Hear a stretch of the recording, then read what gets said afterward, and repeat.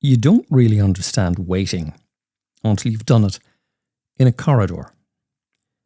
Not your hallway at home or the queue at SuperValue. I mean real waiting. The kind where your breath doesn't quite fill your lungs and your thoughts arrive before they've had the courtesy to introduce themselves. You're horizontal on a hospital trolley, somewhere between check-in and clarity. Seeing lights flicker as though time itself were losing interest. You may not be ill enough for panic, but not well enough for relief. You're quite literally in limbo. And you start to notice things you never would while in motion. The faint beep from nearby monitors that seem to synchronize with your heart, but not your head. The way your thoughts run at full gallop while your body lies still. The shoes of the porter squeaking past like an accidental metronome. The word patient takes on a new meaning. You are no longer the one doing. You are now the one being done to. And if you're like me, someone more used to leading, fixing, speaking, coaching, you discover how quickly your sense of control evaporates under the hum of fluorescent lights. This episode is about those moments between the breaths, when life pauses without our permission. There's a particular mental assault that arrives in these hospital corridors, not from volume or violence, but from the sheer absence of distraction.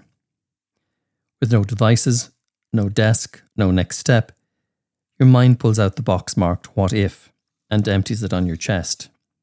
What if the delay means something bad? What if they forget I'm here?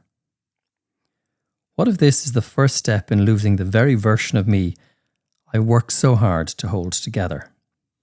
The Stoics knew this space. They didn't call it A&D or triage or bed 6. They called it prosoche, presence. Not performance, not pretending, but full and deliberate attention to what is. Marcus Aurelius wrote, "Don't let your reflection on the whole sweep of life crush you. Don't fill your mind with all the bad things that might still happen. Stay focused on the present situation and ask yourself, why is it so unbearable?" Well, Marcus, I might have said, it's unbearable because I don't know how long I'll be here. Because I'm used to doing things, not being wheeled into them.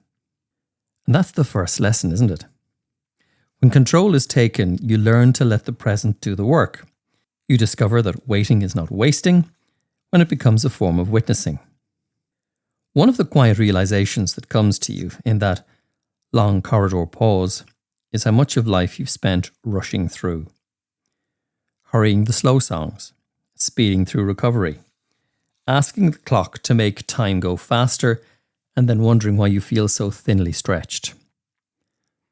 But in stillness, there's a space. Space to notice what hurts and what doesn't. Space to remember the kindness of the healthcare assistant who didn't speak but moved the blanket around your legs like it was her first language. Space to observe your thoughts not as enemies but as signals. You see, there's dignity in stillness, but we often don't assign it in that way. Stillness in this modern world feels like failure. It feels like something to apologize for. I'm sorry I can't be productive. I'm sorry I'm not up and about. I'm sorry for being in the way. But Musonius Rufus reminds us, one should discipline the body no less than the soul. Hardship is not to be feared, it is to be mastered. And perhaps lying there, vulnerable and unmoving, is the hardship. And the mastery? It's in the breathing, in the noticing, in the surrender.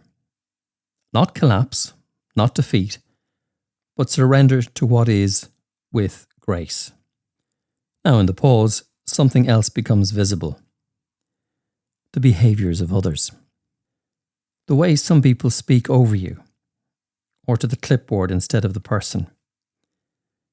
The way some visitors to your side offer too much cheer, their optimism is so loud it drowns out the dignity of your silence. Or how others avoid your gaze as though frailty were catching. It reminds me of a conversation I had once in a pub, of all places, where an elderly man said to me, "It's not about being weak that gets you.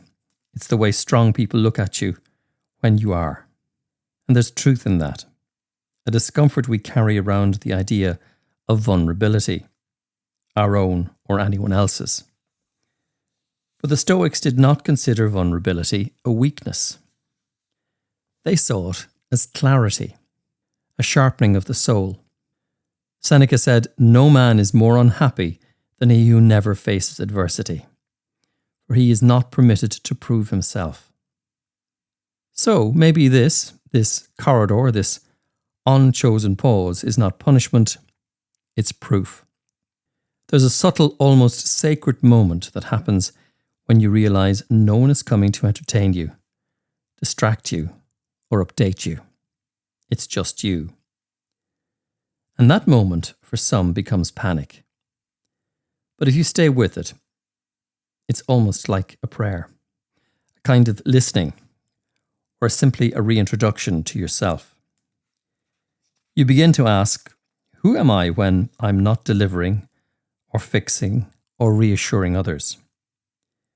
Can I bear being just this, just here, without a timeline or certainty? And oddly, the longer you stay with that question, the quieter it becomes. You breathe, not to perform calm, but to inhabit it. Let me offer a modern metaphor, if you'd indulge me. We are, most of us, engines revving, idling, driving forward. And then someone or something pulls the handbrake suddenly, and we splutter. And there's a wisdom in knowing when to let the engine cool. In fact, in aviation, which I'm sure some of you know I adore, it's often on the ground when nothing is flying that the most critical inspections take place. Stillness isn't absence, it's recalibration. And when you finally move from the corridor to the ward, from waiting to treatment, from not knowing to maybe knowing, you carry that pause with you.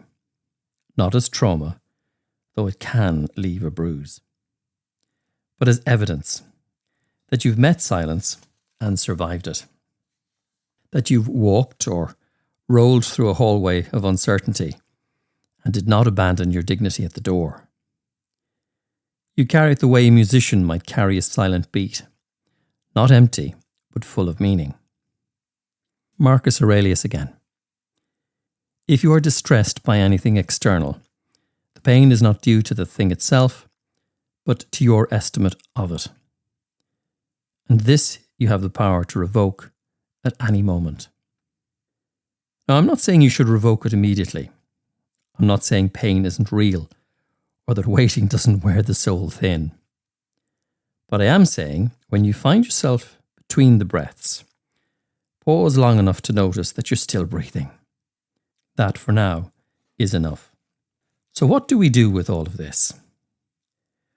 Well, if you've ever been in the corridor, you already know. To carry a quiet respect for others who are in it now. You don't rush their silence. You don't drown it in platitudes. You offer presence. Maybe a nod. Maybe nothing at all. Because you know what it means to be between the breaths. I leave you with this, not as a conclusion, but as companionship. If you're in that corridor right now, in any form, know this. You're not forgotten, you're not failing, and you're not alone. This too, whatever this is, belongs to the story, and some chapters take a little longer to write. Next time we'll explore another kind of pause. Those taken by choice. Sabbaticals, walkabouts, midlife pivots, when we step off the road and what it means to return. But for now, thank you for listening, wherever you are, in motion or still, standing tall or lying low. Mind the gap.